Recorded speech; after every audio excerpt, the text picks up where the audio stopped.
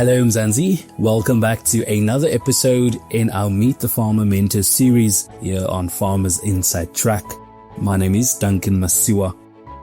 Now in this episode we unpack an often overlooked but crucial part of farming, and that is workplace accidents and labor law compliance.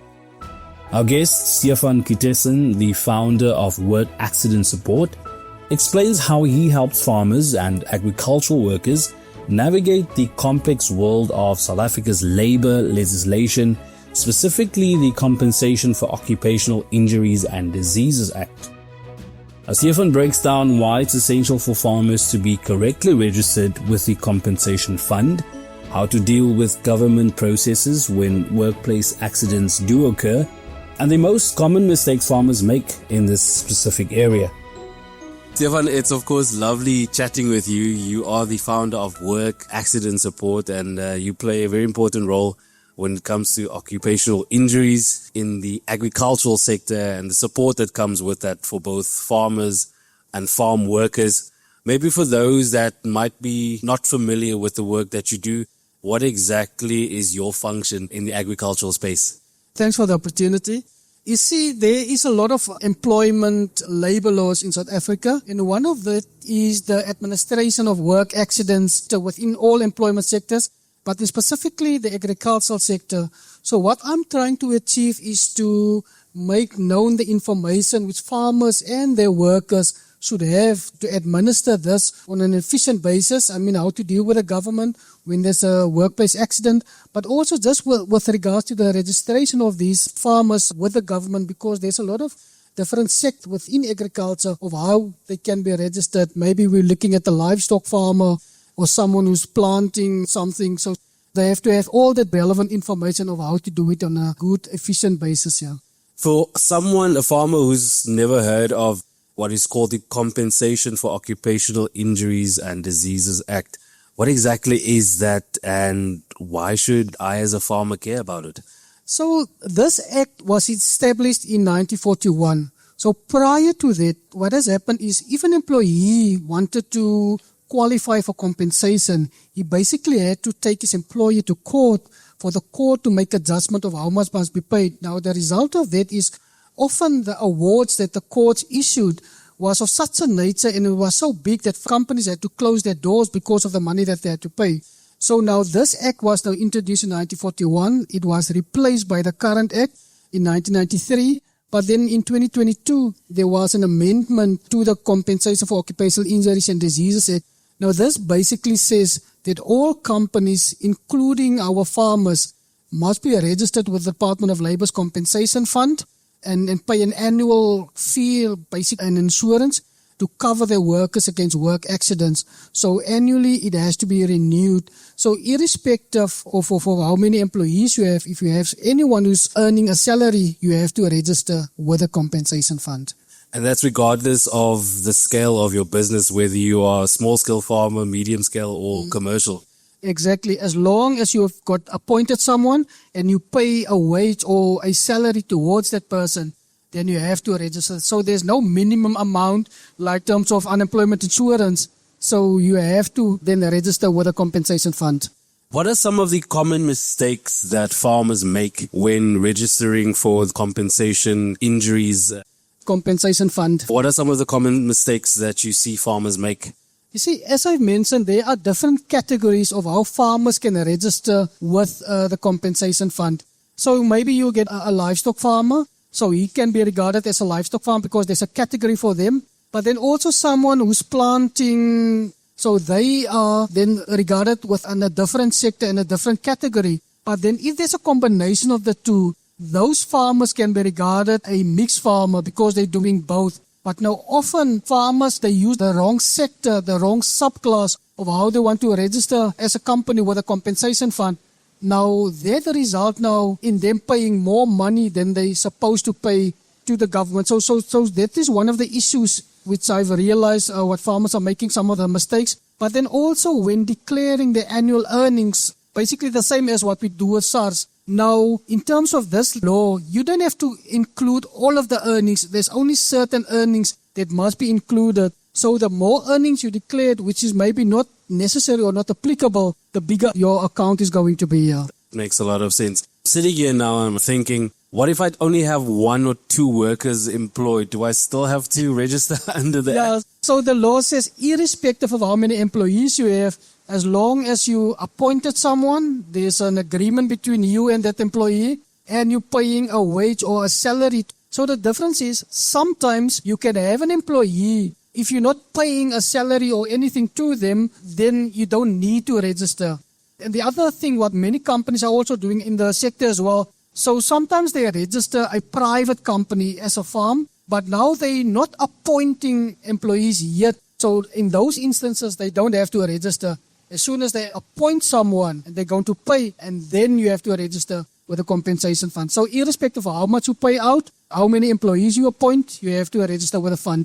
There's a lot of things that can go wrong on a farm. What are some of the injuries that are covered under this act, and what kind of support, I suppose, can farm workers expect when something does go wrong? You see, in my opinion, I would really suggest that this is a good piece of legislation because this will cover any kind of worker, especially within the agriculture sectors where farm workers are regarded really as vulnerable workers. So they can depend on private health care.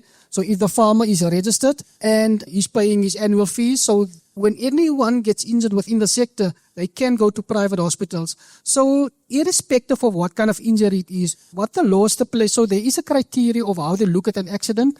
So it should have happened within your workplace and it should result in a personal injury. Maybe there's a cut or anything so which a doctor can diagnose, which you can see. So all of those injuries, doesn't matter how serious. So as soon as a worker requires medical treatment or there's any expenses, then it has to be registered by the farmer, by the employer. So it's not the worker's responsibility, it is the employer. But as I mentioned, some of the benefits, for instance, which I can qualify for is the medical expenses. And we know medical care can be quite expensive and it can depend on private health care. But then the farmer is supposed to pay the injured workers his or her salary, but then at least the farmer can claim it back. But in more serious cases, especially within the agricultural sector, you get many instances because they work with machineries. Maybe if someone lost his or her finger or another limb, so then they can also be compensated for that type of injury. But in unfortunate incidents in where a farm worker died as a result of his work, then the family can also qualify for benefits now. For children, the pension, the spouse as well, and also for the funeral expenses that can also be paid. But even children who's going to study further, they can also qualify for some sort of a bursary from the fund, which the fund will towards their studies. So in the event that that cut happens or a farm worker loses their finger, what are the steps that need to be followed exactly from that point onwards? So the first thing that the farmer has to do is to register the claim within 7 days after he received information about that accident, and it has to be done online. There's a prescribed form which has to be completed where it just states the fact of how it happened, who's the employee, but then that employee has to go and seek medical treatment as soon as possible because you just never know how serious it can be. So that medical report must also be submitted to the fund and just a copy of the employee's ID, just to make sure, okay, that is the person who got injured, and also just a payslip indicating how much money the employee is earning, because that will also be used to determine how much compensation will be paid. So those are the first and most important documents that has to be submitted to the Department of Labour, the compensation fund, to get the claim registered. But then it's just a question that the employee has to undergo treatment as and when the doctor says, but okay, he or she must come back. And then at some stage, the doctor will close the case. And then from the time that the case is closed, now there can be a determination from the compensation fund side, okay, what compensation is going to be payable. The important thing is in 7 days, and then the farmer has to pay the employee's wages. But as I said, it can be claimed back from the fund. I'm wondering now, what are the implications if the claim it's not reported within 7 days? How does that affect the farmer? Well, the farmer? Currently the law says, okay, it must be in 7 days.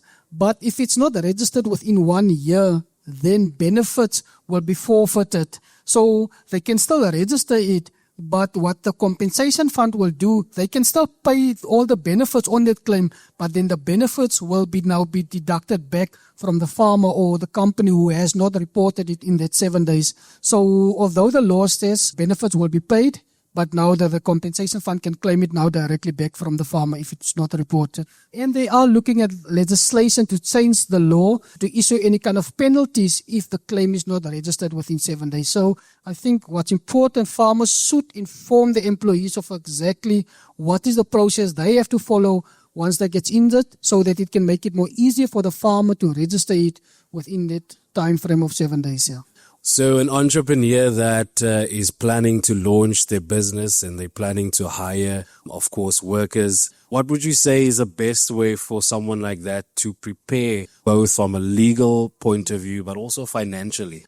These days, you can't just look at your business in isolation. You have to determine, there's a lot of labor legislation which is going to have an impact of how I run my business, and you have to make sure that you adhere and that you are compliant to all of that. So the one thing is now with regards to the compensation fund, so as soon as you appoint someone and this is the salaries or the wage which I'm going to pay that employee, within the first 7 days after you employ the person, you have to register your company with a fund to say, okay, this is the kind of farming that I'm going to do. This is what I believe I'm going to pay out from this date. I'm registering up until the end of the following financial year, which is February the next year, and give an estimate of how much you're going to pay. And based on that, the fund is going to determine how much money you have to pay now to the government. And then also look at unemployment insurance to say, okay, how many hours is this person going to work? So if they're going to work at least for 24 hours a month, then you also have to register that employee for unemployment insurance. Those are the two main issues which you have to look at, and then just start to plan in terms of your finances. But I mean, those calculations can be made. There's a specific formula which you can see what you believe you are going to pay to the government. But as I say, in terms of the benefits, that is really beneficial to the fund, is statutory, so you have to do that. But as I say, once an accident happened, then you at least, my work is going to be covered for an accident, for all the expenses. So in terms of that, it is a good idea to make sure that you are compliant in terms of this act. Yeah. Stephan, if anyone had to ask me what exactly is it that you do, I would say that you are busy with God's work. You play such an important role in the agricultural sector in safeguarding both farmers but also farm workers when it comes to injuries. All the best with the amazing work that you do. Thank you very much. That was, of course, Stephan Pietersen, founder of Work Accident Support.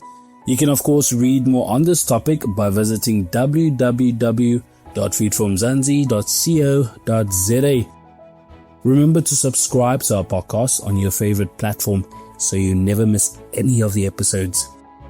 From me, Duncan Masiwa, our technical producer Megan van der Vent, and the rest of #Team Food from Zanzi, thanks for listening.